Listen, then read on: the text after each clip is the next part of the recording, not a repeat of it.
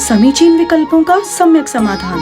सुनिए परम पूज्य श्रमण श्री सुप्रभ सागर जी महाराज के मुखारबिंद से YouTube चैनल सुप्रभ उवाच पर शुभाशीष परम पूज्य श्रमणाचार्य 108 श्री विशुद्ध सागर जी महाराज। सानिध्य श्रमण सुप्रभ सागर जी महाराज, श्रमण प्रणत सागर जी महाराज।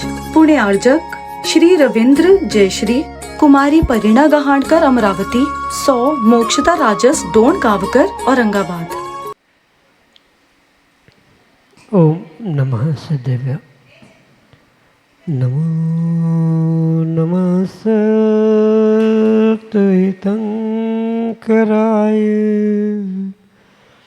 वीराय भव्याम्बुजभास्कराय अनंतलोकाय सुरार्चिताय देवादिदेवाय नमो जिनाय देवादिदेवाय नमो जिनाय। पंच परमेष्टि भगवान की परम पूज्य आचार्य भगवंत गणाचार्य श्री विराग सागर जी महाराज की परम पूज्य पट्टाचार्य आचार्य भगवंत गुरुवर विशुद्ध सागर जी मुनि महाराज की परम पूज्य मुनि श्री प्रसम सागर सुप्रभ सागर जी महाराज की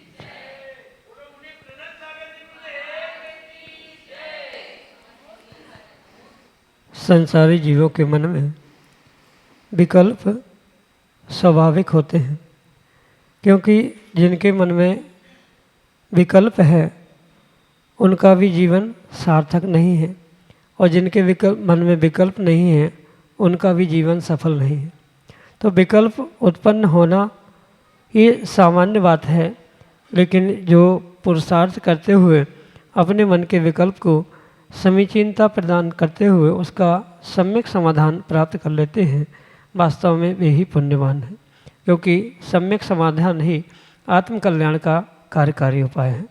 और वह आत्मकल्याण की अनूठी विधा परम पूज्य आचार्य भगवंत गुरुवर विशुद्ध सागर जी महाराज के मंगल सेवासी से परम पूज्य मुनि श्री सुप्रभ सागर जी महाराज द्वारा प्रतिदिन आपको प्रदान की जाती है। तो आप भी पुरुषार्थ करें और अपने मन के विकल्प को समीचीनता के साथ परम पूज्य मुनि से तक प्रेषित करते हुए उसका सम्यक समाधान प्राप्त करें। प्रारंभ करते हैं आज का सम्यक समाधान।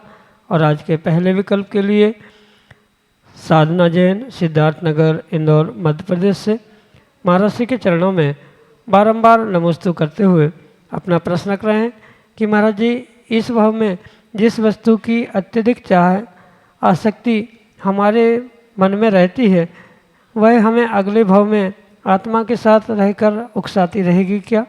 हमारे समीचीन विकल्प का सम्यक समाधान करने की अनुकंपा करें। नमोस्तु महाराज जी, नमोस्तु। ओम नमः सिद्धम।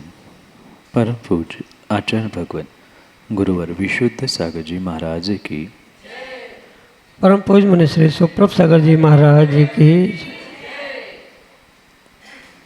इस बात का ध्यान रखना होगा कि इस भव से अगले भव में अगर कुछ जीव के साथ साथ जाता है तो मात्र वह उसके कर्म है। अन्य कोई ज्ञान, कोई भाव, कोई इच्छा आत्मा के साथ अगले पर्याय में जाए, ये बिल्कुल भी आवश्यक नहीं है। जिस जीव ने जैसे कर्म किए हैं वैसे कर्मों का वह सत या कर्मों का बंध लेकर तो आत्मा इस पर्याय से अगली पर्याय, इस भव से अगले भव में जाएगी। पर अन्य ऐसी कोई भी इच्छा या जो प्राप्त नहीं कर पाए, जिसमें अत्यधिक आसक्ति थी, वे विषय साथ में जाए, ये आवश्यक बिल्कुल भी नहीं है। हाँ, पर ये पक्का है कि वर्तमान में जिन विषयों में, जिन पदार्थों में, जिन चीज़ों में या जिस इंद्रिय के विषयों में विशेष आसक्ति देखने के लिए मिलती है, अगले पर्याय में तदरूप ही जीव कुछ उन स्थानों को प्राप्त करते हुए मिलता है।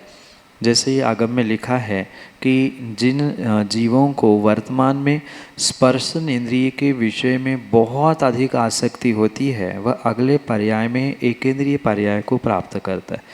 तो ऐसी तो वहाँ पर कर्म के बंध उदय आदि के कारण से होने वाली व्यवस्था समझ में आती है, पर ये बिल्कुल भी आवश्यक नहीं है। किसी वस्तु, किसी व्यक्ति या किसी ऐसी चीज़ के विषय में अत्यधिक भावना है कि मैं इसे प्राप्त कर लूँ, ये मेरे साथ रहे, सोचने से मात्र नहीं होता। तद्रूप उस समय पर किस आयु, किस गति का बंध हो रहा है, उसी समय उन कर्मों का कब, कैसे, किस प्रकार से उदय भी होगा, ये तय करता है कि अगली पर्याय में आपके आत्मा के साथ क्या जाने वाला है, कैसे उसे आप प्राप्त करने वाले हैं।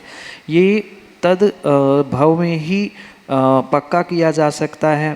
कहने का आशय इतना है कि जीव के साथ, आत्मा के साथ मात्र कर्म बंध ही जाता है, अन्य कोई जीव, अन्य कोई भाव, अन्य कोई चीज़ भी साथ में नहीं जाती।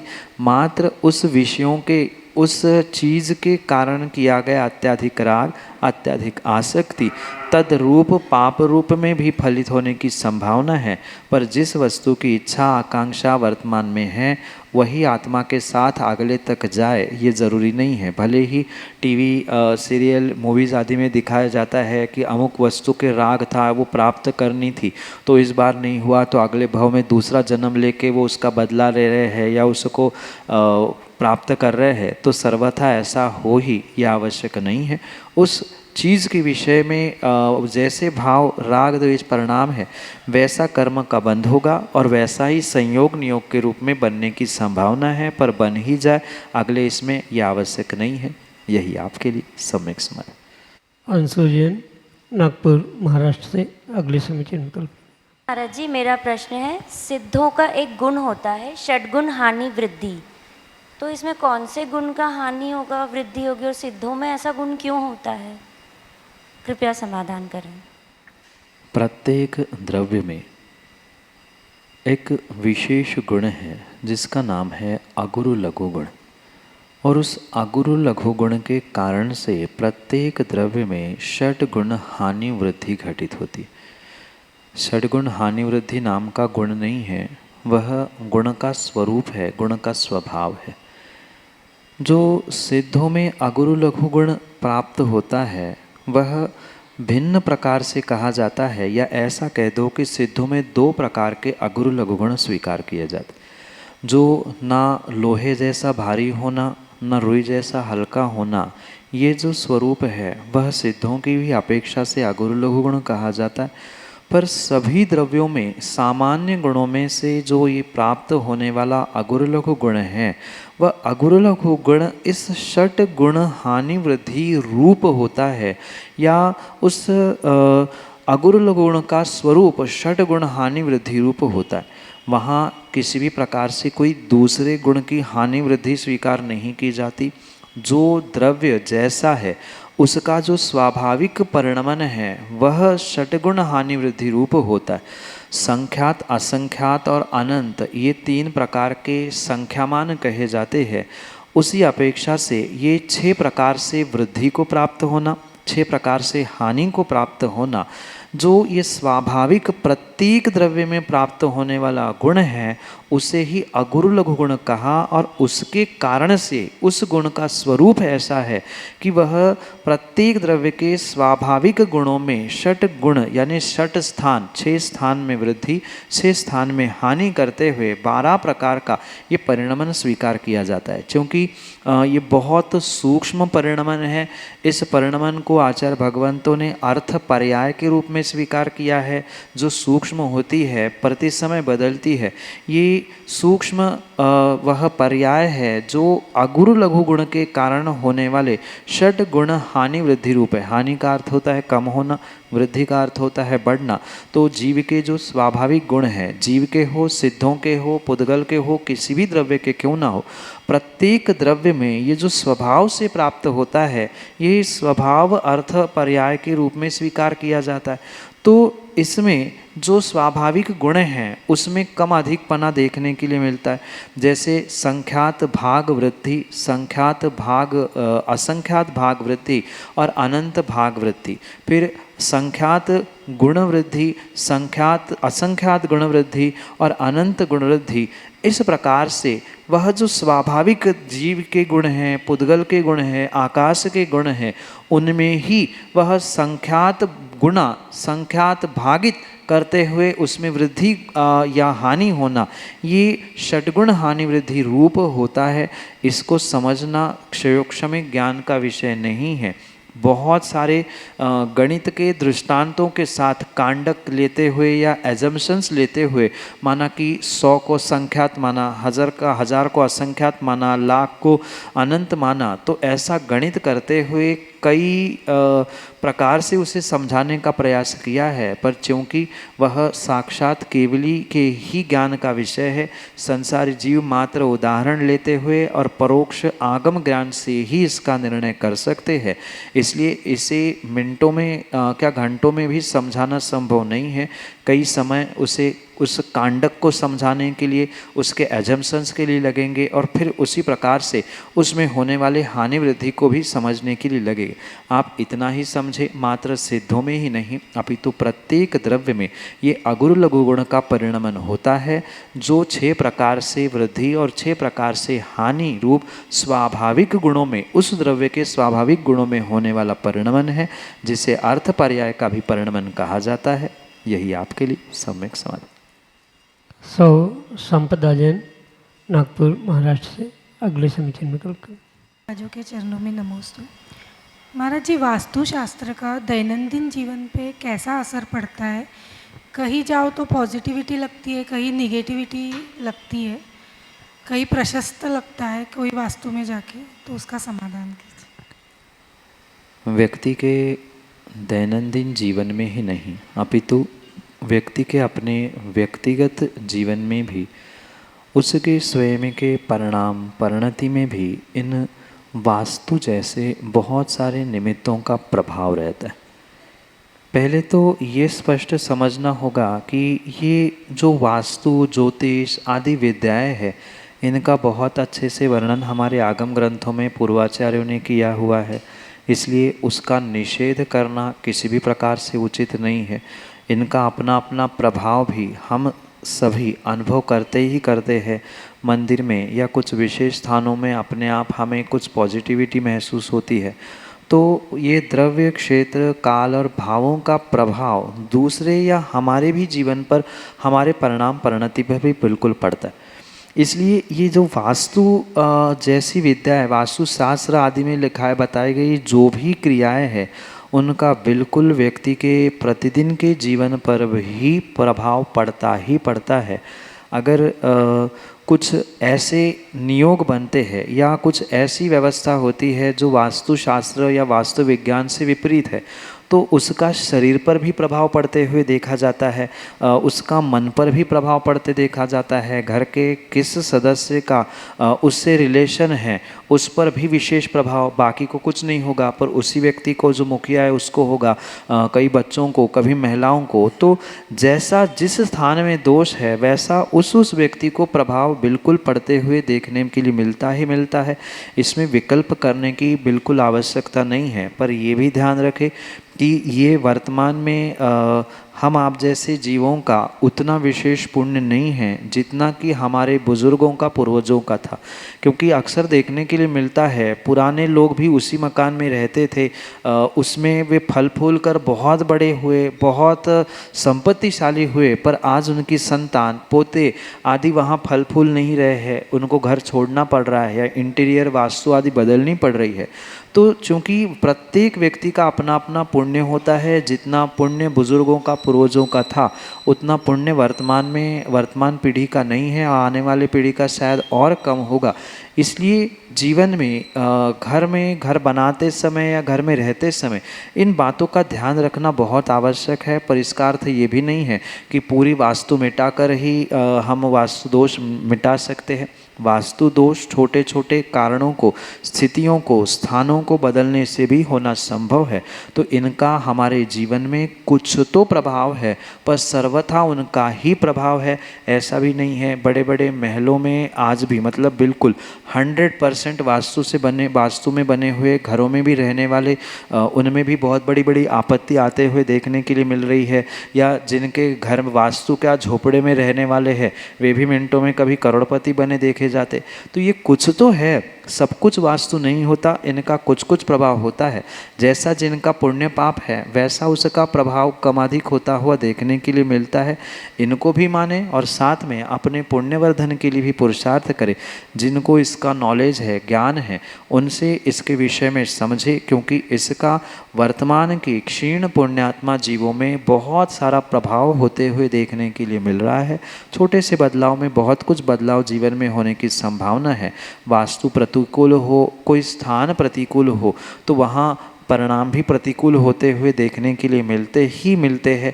इसलिए इस पर विचार करते हुए उसे सर्वथा सब कुछ ना माने, पर कुछ कुछ करते हुए, कुछ उसमें बदलाव, कुछ हमारे पुण्य में वृद्धि आदि करते हुए इन सभी क्रियाओं में जीवन में हम बिल्कुल बैलेंस कर सकते हैं।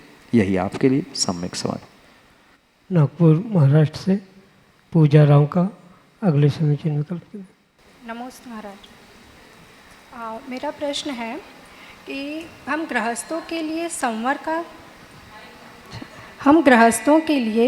का क्या उपाय है? यानी अगर हम कुछ करते हैं तो या तो अशुभ से ज़्यादा शुभ में जा सकते हैं, तो होगा तो आश्रव ही तब भी। तो संवर के लिए हम लोग क्या करें? वर्तमान में संवर और आश्रव तत्व की बहुत बड़ी भूल चल रही है। शायद अधिकांश तत्वज्ञानियों में संवर तत्व को, आश्रव तत्व को सही मायने में समझा ही नहीं। कर्मों का आना ये जैसे आश्रव है, ऐसे ही आते हुए कर्मों को रोकना ये संवर कहा जा रहा है। वहाँ किसी भी प्रकार से ये नहीं कहा है कि मात्र शुभ या अशुभ किसी को रोकना संवर है। किसी भी प्रकार से आते हुए कर्मों को रोकना ये संवर है। तो अगर गृहस्थों की अपेक्षा से प्राथमिक भूमिका में हम संवर को समझे तो अशुभ से बचना, अशुभ से दूर होना, अशुभ के कर्मों का रोकना जो शुभ आश्रव का साधन है, कथनचित वही अशुभ को रोकने का भी साधन है। क्योंकि हमारा जिन शासन, जिन धर्म अनेकांत मानता है और अनेकांत की अपेक्षा से ही हमें इन बातों को निर्णय करते हुए समझने की आवश्यकता है। स्पष्ट समझना, दो प्रकार के जो आश्रव है, एक शुभ आश्रव और एक अशुभ आश्रव। जहाँ शुभ का आश्रव होगा वहाँ अशुभ का आश्रव अपने आप रुक रहा है, तो कथनचित उस अशुभ के आश्रव को रोकना या शुभ का आश्रव करना, इसे ही गृहस्थों की अपेक्षा से एक प्रकार का संवर कहा जाता है। जबकि ये संवर 100% कार्यकारी नहीं है। संवर तो शुभ अशुभ दोनों का ही करने पर वह मोक्ष मार्ग में कार्यकारी होता है। पर अगर आप वर्तमान में शुभ को भी छोड़कर बैठ जाओगे, शुद्ध में पहुंच नहीं रहे हैं, क्योंकि श्रावक है, गृहस्थ है, इन गृहस्थी के कार्यों में आपको संलग्न होना ही होना है। तो शुभ से भी गए, अशुभ छोड़ नहीं पाए, छूट नहीं पाए, शुद्ध में पहुंच नहीं पाए, न घर के बचते हैं न घाट के बचते हैं। तो ये स्थिति ना हो, इसलिए पहले तो ये स्पष्ट समझे कि आश्रव का रोकना संवर है। तो चाहे हम शुभ को रोके चाहे अशुभ को रोके, मुनि महाराज शुभ को भी रोकते हुए शुद्धोपयोग के माध्यम से दोनों कर्मों का संवर कर लेते हैं। पर गृहस्थ है, श्रावक है, अभी आपको मात्र प्राथमिक भूमिका में अशुभ को रोकते हुए अशुभ का ही संवर करना है। और अशुभ का संवर करना है तो चूंकि गृहस्थ है, आपको कुछ ना कुछ तो करना ही पड़ेगा। तो वहाँ शुभ करने से, पुण्य करने से ही पाप का या अशुभ का संवर होता है। ये दूसरा पहलू उस संवर तत्व का, आश्रव तत्व का समझना होगा। ये बिल्कुल सत्य है कि आश्रव संसार का ही कारण है, जहाँ आश्रव होगा वहाँ बंध भी होगा। पर ये ध्यान रखें कि जैसे कांटे से कांटा निकाला जाता है, पहले अशुभ को शुभ के माध्यम से निकाला जाता है, फिर जब अवस्था विशेष बदलेगी, मुनिराज आदि अवस्था को प्राप्त होंगे, तब कभी जाकर उस शुभ को भी शुद्ध के माध्यम से, शुद्धोपयोग के माध्यम से निकाला जाता है। पर पहले ही अगर शुभ छोड़ दिया जाए, आश्रव तत्व है, हेय है, छोड़ना है, ये कहते हुए शुभ ना किया जाए, तो यह अवस्था विशेष यानी गृहस्थों के अवस्था विशेष के कारण से उचित नहीं कहा जा सकता।